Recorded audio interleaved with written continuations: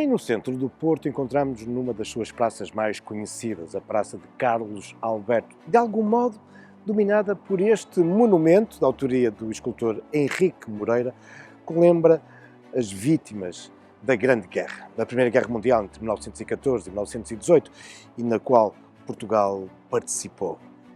Um grande número de mortos prevalecerá na memória coletiva do país. Uma guerra que vem adensar ainda mais o ambiente de crise económica em que Portugal se encontrava. Se é verdade que em grande parte do resto da Europa o pós-Primeira Guerra Mundial será até um momento de desenvolvimento, abrindo-se para os loucos anos 20, em Portugal a crise económica não é ultrapassada, vai-se adensando, acompanhada por uma profunda crise social e política que acabará por conduzir ao fim da Primeira República. Com efeito, a enorme instabilidade política vai-se agravando. Sucedem-se os governos. Entre 1920 e 1926 foram 23 os governos que Portugal irá conhecer, ao mesmo tempo que se vão sucedendo as revoltas, os golpes e contragolpes militares, as rebeliões, os atentados bombistas, um grande número de greves, enfim, tudo isto, toda esta instabilidade que acaba por ir alimentando algum populismo e também a procura de soluções que tragam alguma acalmia. No fundo, Portugal acabava por enfileirar numa corrente que se vinha também alicerçando na Europa, aqueles que advogavam regimes antiparlamentares, advogando o implantar de ditaduras, algo que ao longo da década de 30 se irá definitivamente afirmar na Europa, permitindo a ascensão do fascismo, do nazismo, na ditadura em Espanha e depois também o franquismo. Ora, é este caldo de instabilidade, de facto, que vai permitir o aparecimento em 1926 de mais um, aparentemente, movimento militar, mas que acabará por instaurar uma ditadura. O 28 de maio de 1926.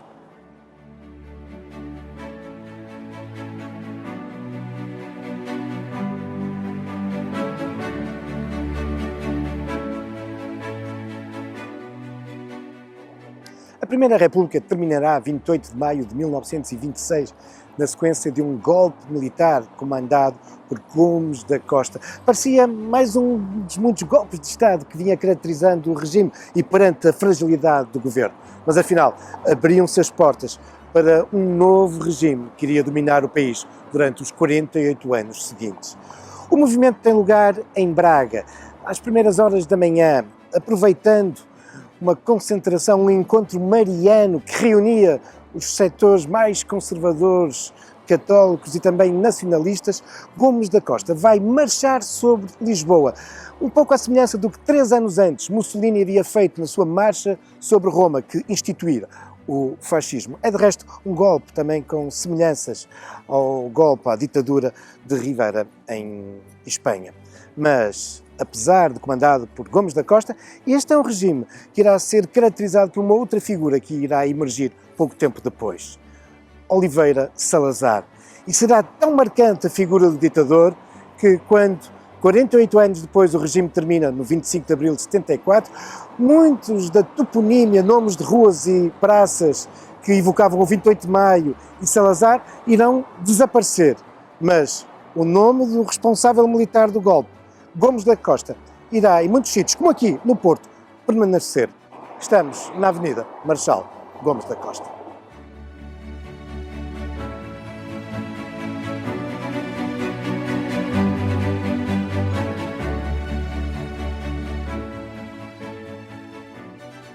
A reação das forças democráticas ao golpe de Estado de 28 de maio não se vai fazer esperar.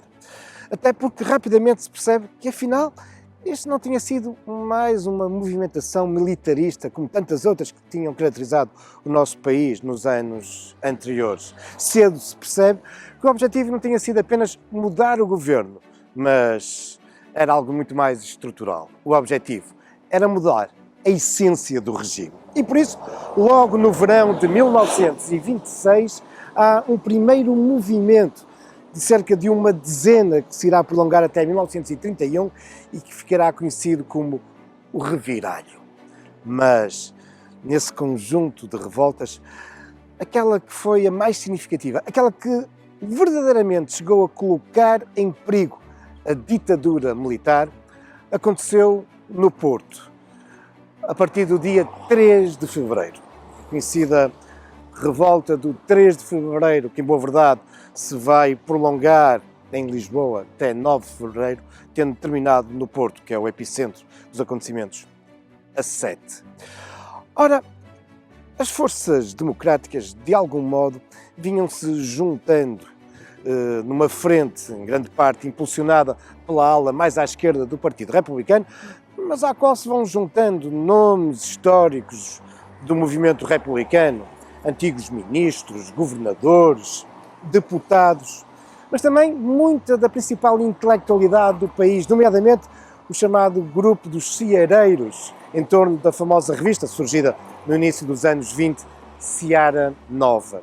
Há também uma grande componente do mundo académico, nomeadamente dos estudantes, mas também um crescente operariado interventivo, muito em torno de uma série de novos movimentos políticos e sociais que se vinham afirmando, nomeadamente os socialistas e os anarco-sindicalistas. Ora, a revolta começa a ser pensada exatamente a partir do Porto. Aliás, alguns dos principais dirigentes deslocam-se de propósito de Lisboa para o Porto. E porquê o Porto? Bom, tendo em conta, por um lado, o seu conhecido espírito de revolta, também a tradição republicana da cidade e também porque aquele que vai ser pensado como o líder militar da revolta, o general Sousa Dias, e a esse propósito não nos podemos esquecer que nos encontramos aqui aquele que é conhecido popularmente como Viaduto Duque de Lolé, mas em boa verdade é a Rua General Sousa Dias, evocando esse militar, uma figura de destaque que se tinha já notabilizado contra a revolta do 28 de maio. Aliás, ele encontrava-se no Porto, sob prisão no Hospital Militar. E será exatamente Sousa Dias que vai liderar esta revolta do 3 de fevereiro, uma revolta que ficará conhecida como a Semana Sangrenta.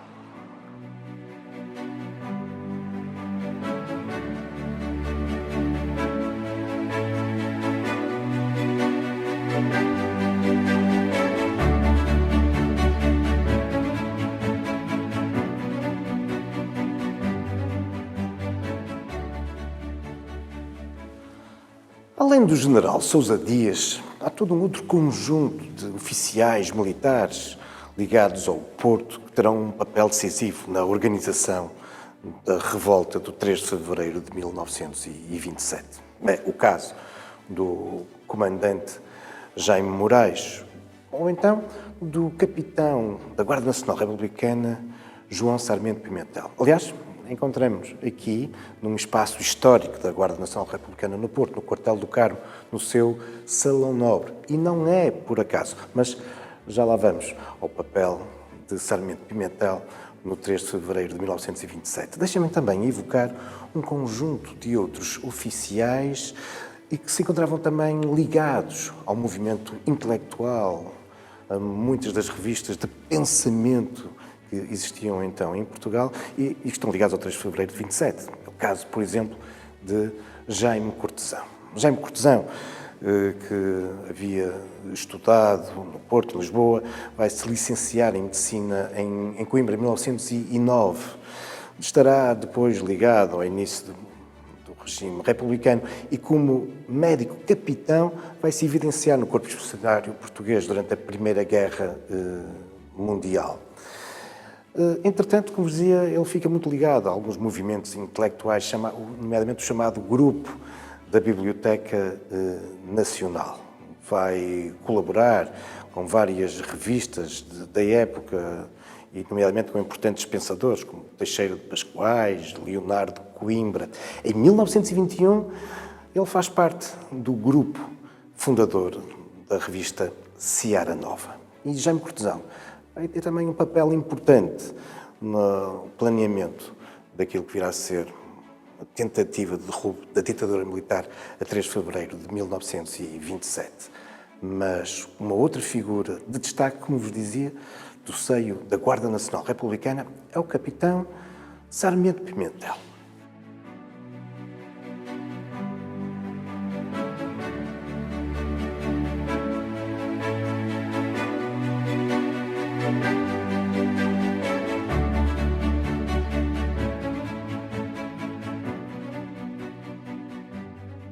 Companheiro de Jaime Cortesão na fundação da revista Seara Nova, o oficial de cavalaria João Sarmento Pimentel é outra das figuras cruciais no planeamento e na direção das operações militares do 3 de fevereiro de 1927. Trata-se de alguém que está profundamente ligado à história da Primeira República do nosso país. Ainda aluno da Escola do Exército, a 5 de outubro de 1910, participa dos acontecimentos que levam à implantação do regime republicano. Evidencia-se durante a Primeira Guerra Mundial na frente da Flandres e, em 1919, aqui no Porto, a partir do quartel da Guarda Nacional Republicana do Carmo, vai ser decisivo para derrubar a monarquia do Norte. Essa tentativa que aqui tinha ocorrido de novo implantar no nosso país a monarquia. E vamos vê-lo, de facto, de novo, em 1927, nesta tentativa de derrubo da ditadura militar, a procurar defender os ideais republicanos e constitucionais. Acabará por ter que partir para o exílio, para o Brasil, onde irá permanecer até ao final da sua vida. Contudo, após o 25 de abril de 1974, voltará episodicamente a Portugal. Em 1982, é promovido a general honorário. Irá falecer 5 anos depois, com 99 anos. Muito mais recentemente, o comando da GNR aqui no Porto consagrou-lhe este espaço no quartel do Carmo. Uma sala onde, através de uma grande ampliação fotográfica, se recordam os acontecimentos de 3 de fevereiro de 1927, mas também num conjunto de vitrinas podemos observar objetos ligados à vida e à ação do general. E também 2 das 3 maiores condecorações que Sarmento Pimentel obteve ao longo da sua vida. Não só a mais alta condecoração existente em Portugal, a Ordem de Torre Espada, que recebeu na sequência da sua participação no combate à monarquia do Norte, mas também a Ordem Militar de Santiago de Espada, com que foi agraciada em 1978, e a Ordem da Liberdade, já em 1980.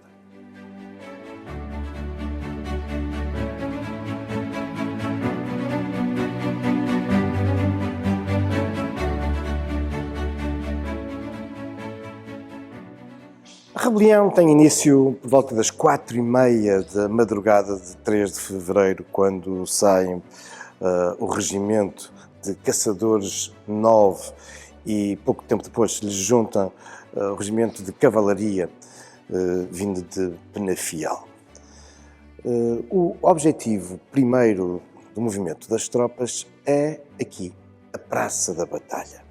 É aqui que se encontrava a sede da região militar, aqui se encontrava o governo civil, a mais importante estação de telégrafo. E por isso, durante essas horas e durante os 4 dias seguintes, a batalha vai ser o epicentro deste movimento político e militar. O Teatro São João é transformado na sede da revolta.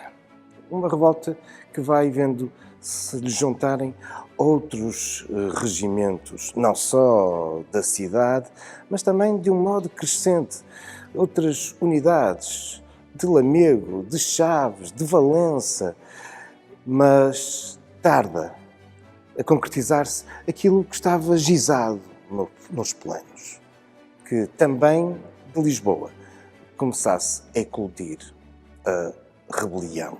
Aqui, no Porto, para lá das forças militares, vai-se juntando um grande número de civis, estudantes, jornalistas, homens de letras, também operários, uma facção civil comandada por José Domingos Santos, um destacado dirigente da ala mais radical do Partido Republicano, havia sido primeiro-ministro José Domingos Santos, um homem da região, natural de Lavra. Nunca tantos se levantaram em armas para defender a República, nem sequer a 5 de outubro de 1910, mas também nunca tantos lutaram contra a República. E, ainda por cima, de facto, em Lisboa, a rebelião não eclodia. E era crucial para evitar que forças vindas da capital viessem tentar sufocar a revolta no Porto. Mas tal não aconteceu.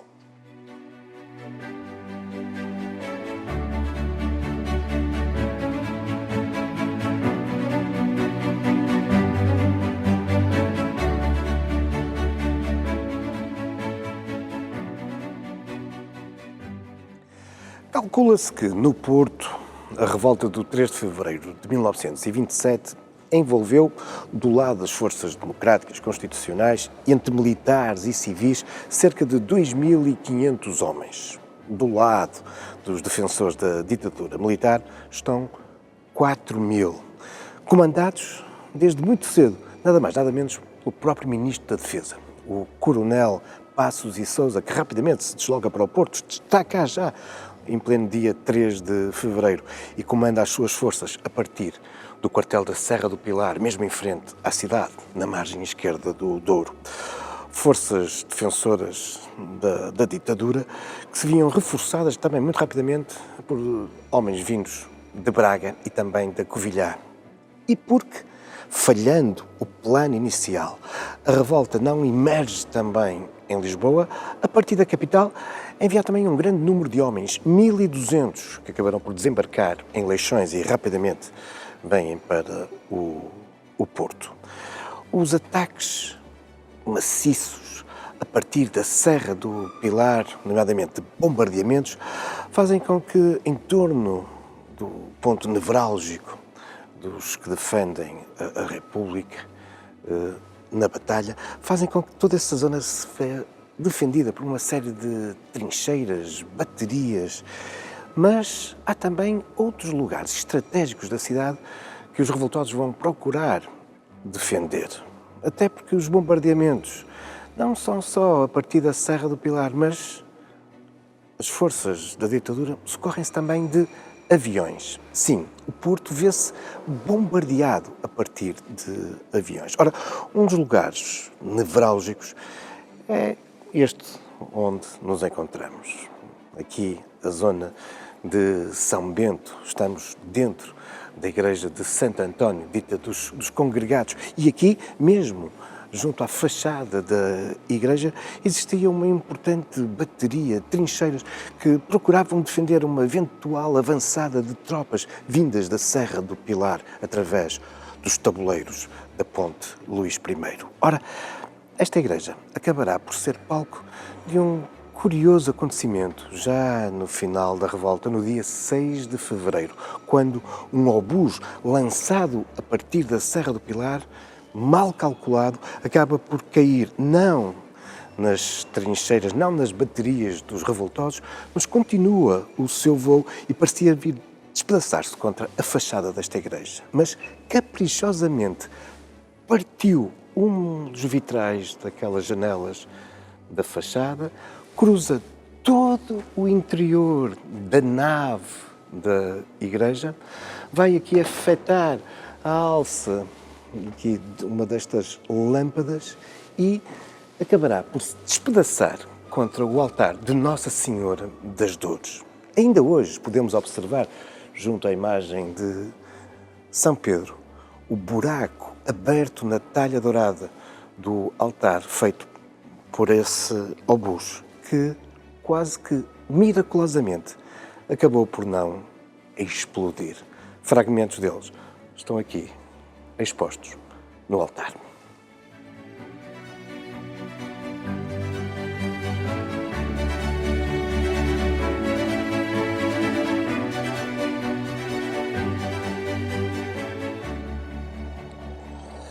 Apesar de, desde o dia 13 até o dia 7 de fevereiro, irem chegando aqui ao Porto, nomeadamente ao local nevrálgico aqui na Batalha e ao Teatro São João, a notícia da adesão à rebelião de outros regimentos, um pouco de todo lado, do Minho ao Algarve, a verdade é que o facto de Lisboa, das tropas em Lisboa, não avançarem também, não aderirem à revolta, vai fazendo com que a situação dos revoltosos no Porto se vá tornando cada vez mais desesperante.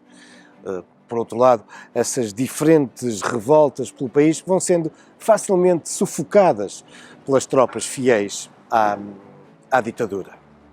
Só a 7 de fevereiro é que finalmente se vai registar uma revolta em Lisboa. Tarde demais. Quando as tropas revoltosas saem na capital, já os responsáveis da revolta aqui no Porto se tinham rendido.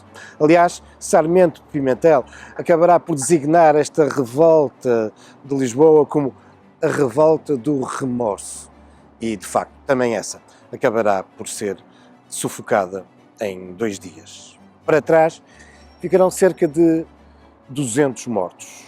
No Porto serão mais de 80. Perto também de 1000 feridos. E milhares ver-se-ão durante os dias, as semanas seguintes, retirados dos seus lugares na função pública. Muitos, mais de 1000 dos implicados na revolta, serão deportados para as colónias, nomeadamente em África, onde irão permanecer durante muitos anos. O general Sousa Dias, que tinha encabeçado a revolta do 3 de fevereiro, acabará mesmo por morrer em África. O 3 de fevereiro de 1927, expultado poucos meses depois do 28 de maio de 1926, é de facto a grande tentativa militar para derrubar aquela que virá a ser a ditadura do Estado Novo, o regime na qual vai emergir a figura de Oliveira Salazar, que se irá prolongar durante os 48 anos seguintes. Mas marca também, de algum modo, uma vez que emerge um Estado ditatorial e profundamente centralista, marca também o fim do protagonismo político que o Porto tinha desde 1820. De facto, ao longo de todo o século XIX, grande parte dos principais acontecimentos políticos e militares tinham ocorrido no Porto. A Revolução de 24 de agosto de 1820, o definitivo triunfo do liberalismo na sequência do Cerco de Porto entre 1832 e 33, mesmo a regeneração, em grande parte, tinha-se alicerçado no Porto. Tinha sido o Porto que tinha feito, em parte, emergir o movimento republicano. O Porto tinha eleito o primeiro deputado republicano às Cortes. É o Porto que, a 31 de janeiro de 1891, tinha também tentado pela primeira vez implantar um regime republicano no nosso país. Este protagonismo do Porto, que de algum modo marca um século, tinha terminado com o 3 de fevereiro de 1927. De facto, o longo período da ditadura ir-se-á agora impor durante meio século, até uma outra madrugada, a de 25 de abril de 1974. Mas isso são já outros factos, também algumas lendas, futuros caminhos da história.